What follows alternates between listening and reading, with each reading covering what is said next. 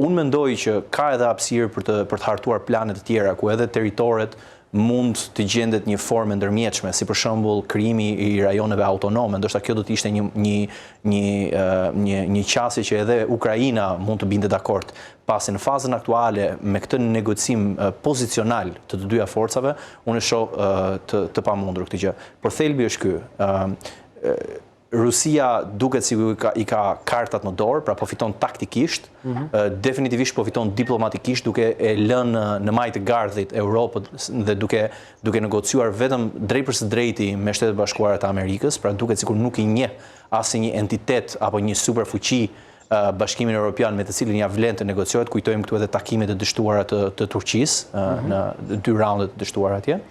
Dhe sigurisht është duke fituar edhe politikisht në këtë situatë.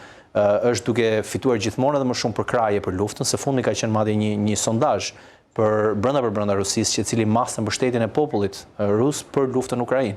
Dhe shumica e tyre, rreth 62% nëse gabohem, ishin pro vazhdimit të luftës, por sigurisht ata do donin që të shikonin që lufta të merrte fund. Megjithatë ata I mbështesnin veprimet që po bënte Rusia në Ukrainë, sepse e shikonin si një drejtë e popullit rus që të mbronte rusët edhe përtej kufive dhe një drejtë e tyre për të mbrojtur nga një kërcënim I mundshëm I NATO-s. Përsëri ky është perceptimi brenda Rusisë. Pra, Putini është duke fituar në të gjitha frontet, Bashkimi Evropian është I alienuar dhe natyrshëm I vjen reagimi që kush jeni ju të më vendosni mua kushte, a thua unë nuk jam duke fituar në terren. Kolonel, përsa I përket asaj pike që ju preket dhe pak më herët, që do duhet një ndërhyrje e presidentit Trump, pra vetëm ai mund të bind Putin për të gjetur një zgjidhje dhe për të pranuar planin. Po, është vërtet që ka deklarata sidomos nga presidenti I Finlandës, që njihet për marrëdhëniet e tij shumë të mira me presidentin Trump, presidenti I Finlandës zoti Stubb, I cili ka thënë që unë besoj që I vetmi individ ose I vetmi njeri që mund të ulë në tavolinë Putinin dhe të negociojë një marrëveshje që mund të jetë e mundshme për të arritur, është vetëm presidenti Trump. Këtë ka treguar me anët pozitive dhe negative të takimit të Alaskës. Unë nuk do të diskutoj këtu këtë takim. Është vërtetuar që po, presidenti Trump mund të jetë një nga negociatorët për të dhënë një zgjidhje apo ose për të detyruar të dyja palët, u bëhet fjalë për të detyruar palën e dhunuar, por edhe për të dhunuar për detyruar edhe dhunuesin që në këtë rast është Rusia për të arritur një marrëveshje. Kjo do të përfshijë atë që njihen në diplomacinë e lartë të politikës ose diplomacinë në nivele strategjike, ku kërkon individ me pozicione dhe autoritet të lartë, siç është presidenti Trump. Por në njëjtën kohë nuk është vetëm presidenti I Finlandës që ka mbështetur këtë ide, por është dhe sekretari I përgjithshëm I NATO-s Mark Rutte, I cili gëzon një mbështetje të madhe të presidentit Trump. Edhe ai ka mbështetur këtë ide që presidenti Trump mund të jetë I duhuri për të arritur një marrëveshje.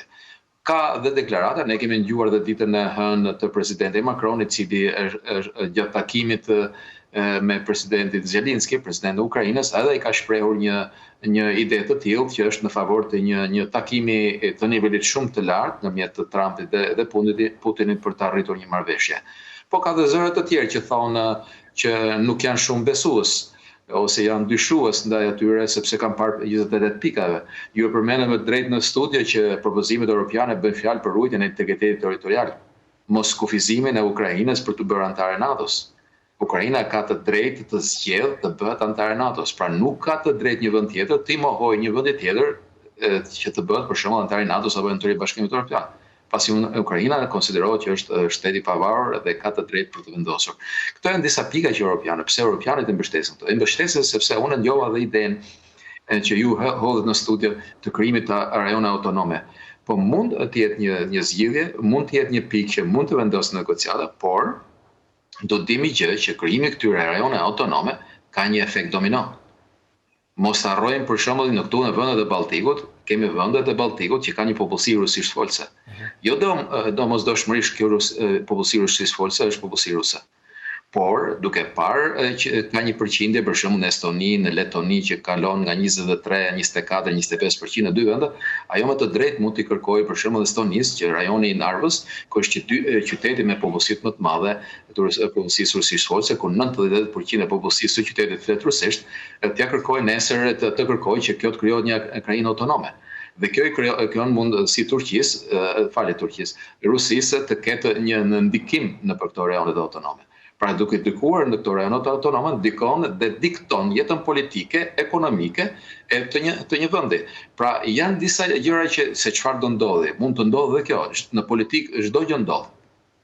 Por se çfarë do të ndodhi asnjë nuk e parashikon për momentin. Unë jam dakord me ato që ju thatë në studia që Rusia mendon sikur po fiton. Rusia mendon që është në pozicionet e favorshme. Unë do të thosha një gjë që ka shumë portale që flasin për këtë, Rusia është e fortë dhe tjera, por në realitet nuk është kështu. Në realitet Rusia nuk është ajo e forta. E kemi parë në detin me Zde, në detin e Zi. Në detin e Zi, flota e Rusisë nuk ekziston më. Dhe është azjesuar nga një vend si Ukraina, të cilët nuk ka pasur flotë ose ka pasur elemente minimale të një force detare.